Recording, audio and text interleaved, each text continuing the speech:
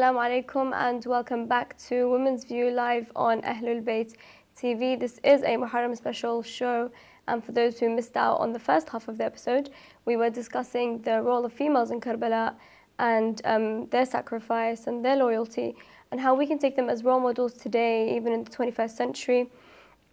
We touched on all of the different roles and the significance of their roles in today's society and how they spread the message of Islam and Imam Hussein alayhi salam, and they were a backbone to Islam, and without them we would not have been here today. So today with me is Kawther Masood, and welcome back. Thank you. I think we discussed a lot of issues and the lessons that we can learn. We mentioned hijab, salah. We also mentioned the media as well. But I think another two very important principles are sacrifice and patience. And I think without those two principles, really the message of Karbala wouldn't, the story of Karbala wouldn't have even took place, because without that, we wouldn't have seen the male figures fighting in a battle with full strength and full hope and faith in Allah, and that no matter what happens, they submitted to the will of Allah, that this is what Allah wants and this is what's going to happen. How can we implement these two concepts of sacrifice and patience in our day-to-day lives? Undoubtedly, like you said, the two significant lessons we learn from Karbala are patience and sacrifice. The patience that they went through, our Ahlulbayt, not just in Karbala, but the patience that all our 12 Imams have been through, and our 12th Imam still going through, is so big that our patience that we go through today is nothing in comparison. Yeah. So when we compare something as minor as our issues on our day-to-day basis, we cannot even compare it. Sometimes we think, oh, us Shia, we're so madloom, we're so oppressed, but it's nothing. We have to continue this patience and continue to uphold the message until our Imam Ajjalallahu Farajaha reappears. Yeah, I think we tend to complain more than we actually do about do something about being oppressed, and that we are seeing that, okay, fine, we live in the West, we're oppressed, so on and so forth. Then I think it's our duty that just as how much important it was for Sayyidina Zainab alayhi salam to spread the message of the story of Karbala, it is vital for us today to continue that message. Yeah. And by continuing that message, we need to go on platforms like this. We need to dedicate our time to more sufficient and more important, more valuable things. Okay, I'm working every single day, but within my work, day-to-day life, I need to remember that within all that, I need to have some time. Am I doing something that is for the sake of Allah? Am I sacrificing something, something that I love for the sake of Imam Hussein? When we look at those role models, we see that the companions of Imam Hussein were only 72. And then when we think about today, we're like, okay, Imam Mahdi, why hasn't he still not reappeared? Because he's waiting for 313. And what, is there no 313? There's millions today that commemorate the message of Imam Hussein. And if we are true followers of that message, then we need to be ready for Imam Mahdi. Because when he reappears, we need to be ready to be able to fight alongside him. Yes, we are females, we're not going to probably physically fight, but we need to have every opportunity to, whether we are a doctor, whether we are a lawyer, whatever profession we are in our society today, it's vital for us to work our way towards, serving that message, and especially Imam Mahdi Ajjalallahu Farajahu. You just mentioned, because we are females, we might not carry out the jihad. We have some narrations that state that 50 of the 313 will be female. And just to touch upon patience, sometimes we think, oh, how can I be patient, or how can I implement it today? Being patient increases your faith, it increases the amount of deen that you have, it increases the faith. And someone like Sayyidah Zainab Salamullah alayha, she carried the utmost of patience. We say that she was a mountain of patience when she went to the body of Imam al-Hussein alayhi salam, and he was literally covered in arrows. She would take them out one by one and took her palms under the body of Imam al-Hussein alayhi salam and looked at the skies and said, Allahumma taqabbal minna hadha al-qurban. Now, normally the word of qurban is dhabah shat. It's something that you sacrifice, normally a sheep or something. So she was so patient. She didn't cry and lament and just give up on life, and as we do, as we hear about some of our shabab. But she actually says, Ya Allah, taqabbal. Like, she's actually questioning if he will not taqabbal this qurban. Like, something as beautiful as that shows the amount of faith and deen that she has. That she just simply wanted to please Allah subhanahu wa ta'ala. We have a question by Athar Ibrahim, and she says, are there any females in today's day and age who we can take inspiration from and use as role models similar to Sayyidah Zainab alayhi salam? I think that's a very important question, and I think it's like we touched upon before, that we're struggling to kind of see more female speakers out there, see more female role models, someone we can actually look up to. Alhamdulillah, a platform like Ahlulbayt TV is trying to banish this idea of, are there females in this society that we can look up to, like an example like Sayyidah Zainab.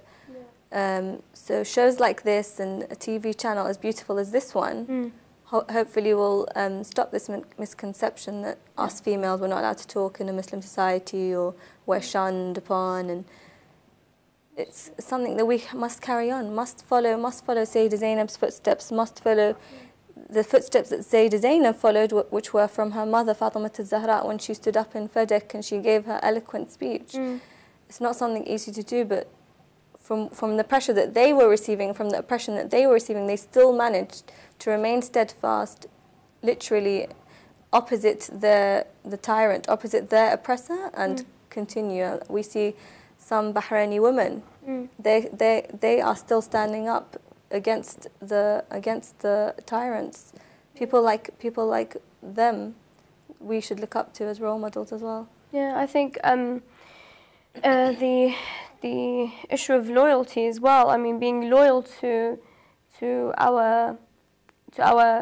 people who we all constantly mourn and look up to, like Imam Hussein and the Ahlulbayt alayhim salam. You know, by being loyal to them, we need to actually sacrifice. We need to actually feel like, okay, it's my duty to go out there and do something about it, rather than just sit at home and that's it. Make someone else do that role because someone else is doing it, so it's fine, I don't need to do it. But it's every single one of us should do it. Being loyal to our Imam, again, like the verse that I read out in the beginning, O you who believe, أطيعوا الله ورسوله وأولي الأمر منكم. We have to follow this verse. We have to be loyal to the Imam and to Rasulullah.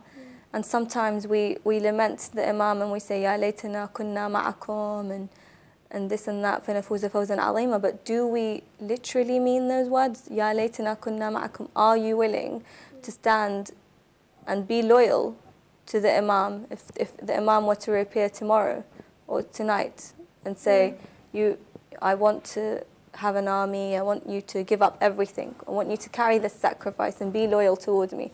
Are we willing to do this? These are questions that we should ask ourselves every day. Yeah, that's true. I mean, looking at a beautiful story as well of al-Banin alayhi salam, and when she went into the house of Imam Ali alayhi salam, and when she, her name is Fatima. Yeah, Fatima. As we all know, but she told Imam Ali, don't call me Fatima because I don't want Hassan and Hussein alayhim salam I don't want them to hear my name and then remember Fatima and then be hurt or upset by it. So we see that, you know, someone like al-Banin, such a beautiful, loyal wife that she didn't even want to, you know, she knew she had such a heart that she didn't want to upset children, not even of her, not even her children. The children, even, like obviously they were the children of Fatima Zahra alayhi salam, Prophet's daughter. But we see that, you know, even something as small as that goes a long way. Till today we remember that. So small things of sacrifice. Her loyalty towards Imam Ali, towards Imam Hussein. She, as you said, she raised Uthman, Ja'far, Abdullah and Abbas, Abu Fadl. She raised them up to literally be the servants of Imams Hassan and Hussein. They would never call upon them, oh brother Hassan, or for example, oh brother Hussein. They were always saying, my master, my master. And this shows, again, the loyalty that Al-Baneen had towards their Imam and towards Ahlulbayt, willing to give up all her 4 sons for them and raise them up in such a way that they were servants of the Imams. Exactly, and we see even when Imam Hussein was putting the head of Abbas on his lap, he would move it and he would say, why wouldn't you put it on my lap? Like, why don't you let me put your head on my lap? He was like, because who will put your head on who will pick up your head on the day where there will be no one around you, no one to bury you, no one to do ghusl or anything like that to the bodies of all the martyrs of Karbala. Going back to the media and how Zainab alayhi salam was a vehicle of change. She didn't only just simply go out there and tell them what happened in Karbala. She actually made everyone, she took lessons from what happened to her and she implemented that in her own practices, and she made everyone else look up to her in terms of how we can change, how we can do for the society, how we can actually maintain that message, furthermore spread it. And we see that, you know, without her mediating that message, none of the message would have been changed by Yazid and his followers, and we would have different narrations. We won't have all this. We won't have the truth out there. She kept the flame alive. She kept the flame alive, and this annual remembrance of the sacrifice and of Karbala is so important. I mean, I was told by someone the other day that if there was no Muharram every year, I don't know if I would have continued to be a Muslim. Like, I know it's a big statement to make, but this remembrance is like a renewal. It's a renewal of our religion. It's a pledge that we're carrying with the Imam and trying to say that we remember you guys and we will carry on. We will carry on this continuation. Yeah, it's very important. I think when we look at the speech of Sayyid Zainab in the court of Yazid, and we see that, like we said, it was so powerful in a sense that she wasn't afraid of anything. She was like, I'm going to speak out. This is the truth, and I'm going to speak out against falsehood. And today, our duty is, we see so much falsehood around the world. Look what's happening in the Middle East right now. What are we doing to change that? We need to actually understand, first of all, understand what the problems are and what are the lows of the society and the community, and get more involved as females, because we're not only daughters, wives, but we're mothers. We are giving birth to the next generation. So we need to make sure that my stance is that I'm going to instill truth within that make my child love truth, make my child therefore love Imam Ali, therefore love the Ahlulbayt alayhim salam. Not even as a stand just for Muslims, as a stand for the whole human race. Just stand against injustice as a whole. Her speech in the court case of Yazid, as you mentioned, was something amazing, because it was literally opposite the tyrant, and she began by saying, all praise to Allah, and all praise to Allah for what He has given us, just like the way that Fatima salamullah alayha began her speech in Fadak. Started off by praising Allah and ended also by praising Allah, saying, all praise is due to Allah, Lord of the world, who sealed the life of our early ones with happiness and forgiveness. Do you think we give enough, or we appreciate enough the females of Karbala, and if not, how can we possibly change that? By majalis, again, by remembering what they carried on, and how Zainab salamullah alayha carried the torch of her brother and didn't just give up and cry and sit at home and do nothing, but no, how she carried the torch, how she was that media outlet that the Imam needed. she carried on the revolution. The revolution began with Imam al-Hussein alayhi salam in Karbala, and it continued with Zainab and Imam al-Sajjad alayhi salam. I mean, when Sayyidah Zainab salamullah alayha was born, everyone was delighted at home, and Imam al-Hassan and Hussein, they were delighted, and Imam Hussein was holding Sayyidah Zainab, and Imam Ali had come in, and he had taken his daughter Zainab off of Imam Ali, of Imam Hussein, and Imam was like, "Father, why do you seem quite upset?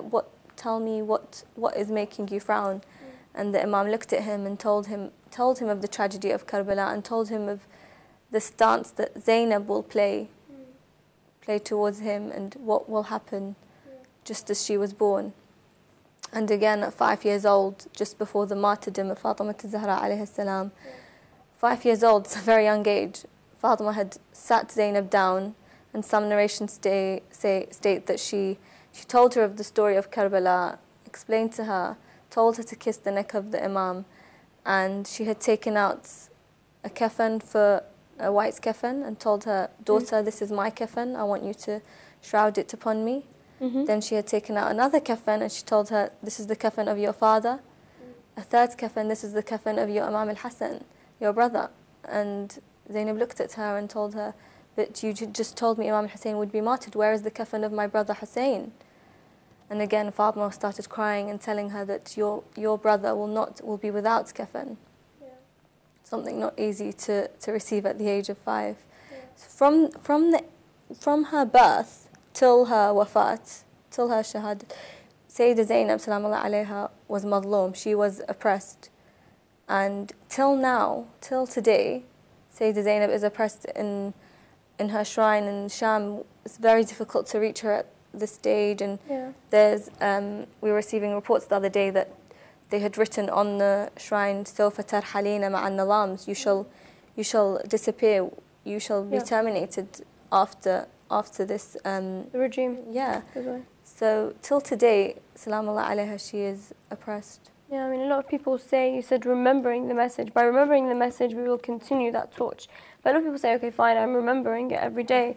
But is it enough to just recall what happens in Karbala? Or is it about time that we actually practice, that we have that spirit of Karbala every single day of our lives, that we can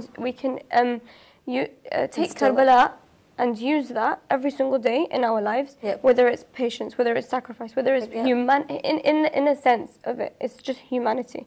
It's just a teaching for all of humanity. Small sacrifice, such as sacrificing against your desires or your temptations, things like this that we can practice on a day-to-day basis, and think, my sacrifice today will be, I shall not do this and this, for example. I will stop doing this, or I will continue my salat al-layl, or sacrifice my time for learning about this, or stopping this sin, for example. All these small sacrifices of these desires that we have, this we can implement in our life. Yeah, that's true. I think a lot of people say that when Sayyidah Zainab went with Imam Hussein, being the female leader in the camp, that she was entrusted with such a special message and such a strong message that she had to maintain strong, even though she saw all the orphans around her. She didn't deteriorate. She didn't feel, okay, I'm so weak. She didn't give up. She continued. She had a huge sense of perseverance. How can we today take that and apply it to our day-to-day lives? Again, stand against oppression. Definitely stand against oppression that's happening all around the world, and use those eloquent words, that balagha that she has inherited from her father Imam Ali alayhi salam. Use that with the way that we speak, with our speech. Think before we talk, and use those eloquent words that they use. In her speech, she replies to Yazid and says, "So scheme whatever you wish to scheme, and carry out your plots, and intensify your efforts, for by Allah, you shall never be able to kill our inspiration, nor will your shame never be washed away. Your view shall be proven futile, and your days numbered, and your wealth will be wasted away. On the day when the caller calls out, the curse of Allah is upon the oppressors." I mean, this eloquence that she has practiced in the speech, in the court case of Yazid, is not something normal. And we should look upon these words, look upon the speeches of Fatima Zahra and Fadak, and look upon the speeches of Zainab, and see how they worded things and how they replied to a tyrant like that. I mean, for someone who was cursing your father, and for someone who is holding the head of your brother, Salamullah alayhim ruhi lahu al-fida, and pointing things at the head. It's not something easy for you to not lose your grip and lose the patience and reply in such a manner. But no, she carried on the eloquence inherited from her father and stood just like her mother in Fadak. How can we today, now that we live in such a society where women aren't given so much emphasis? I mean, especially living in the West, especially being someone who wears hijab, because in a lot of, you can't reach a lot of things because of your hijab, because they see it as a barrier. So how can we as today break those barriers and become role models to others? Yeah, this voice of Imam Hussein that Zainab continued, sometimes I feel like it's missing. We need more female speakers. We need more females to be that voice of the Imams and that voice of the Ahlulbayt, and continue some eloquence and continue the confidence that Zainab Salamullah alayha had reached, and again voice it again against the oppression, and stand for something like Ahlulbayt TV or something like any other media outlet. Yeah, I think we all have the opportunity to, and for all those who say that, you know, I don't have it in me, I can't find it in me to do that, I think we all can. I truly believe that each and every single one of us is an inspiration. I think we have a caller on the line, so should we go quickly to the caller? Assalamu alaikum. Assalamu alaikum. Wa alaikum assalam wa rahmatullah.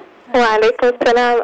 I know you're ending off the show, so I'll be really quick. And I just want to say, great show. And Kawther, I don't know why you haven't appeared on Women's View before. You're great.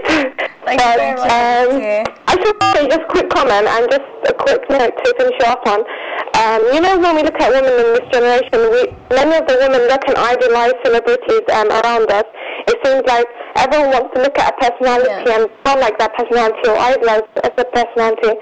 Now, I know you touched upon this and you spoke about these women as role models, but what aspects of these women can we, as women living in the modern era, take as examples, and how can we simplify these women that you spoke about to the average woman living in society today? Because a lot of our youth and girls are looking at the wrong examples. So what advice would you give? Yeah, that's true. Thank you very much. No problem. No problem. Remember your dad, please. Inshallah. Take care, ma'as-salama. Take care, ma'as-salama. I mean, it's beautiful to hear from Zahra, the one who should be here instead of me today. But she said a very valid point. We do have a lot of people who are misguided and tend to look at other role models instead of the true and noble role models, even though we have a very short time. But if you can just quickly reply to that, and then we can lead off to the end of the show, inshallah. Yep, I think that, we do have like this blurry vision of what our role models should be, and sometimes we, like teenagers do tend to look upon the celebrities. Yeah. I mean, the magazines and that whole lifestyle that we sometimes look upon. It's just materialistic. It's all materialistic, and it's all commercial. Yeah. Again, we look at Karbala and we look at the stance that the choice that they had to make. It was between heaven and hell, but also it was between something being materialistic and the material world, and the not so material world. So Yazid and Imam Hussein. That's true. I mean, today we have a path. We can go the right path or the wrong path, and inshallah we will all take the right path and the path of the ladies of Karbala, the heroes of Karbala. And we have come to the end of the show, unfortunately. But thank you very much for those who have missed this show. It will be online, inshallah, very soon. Thank you very much for joining us today, and inshallah we'll see you again tomorrow, same time. Wassalamu alaikum wa rahmatullahi wa barakatuh.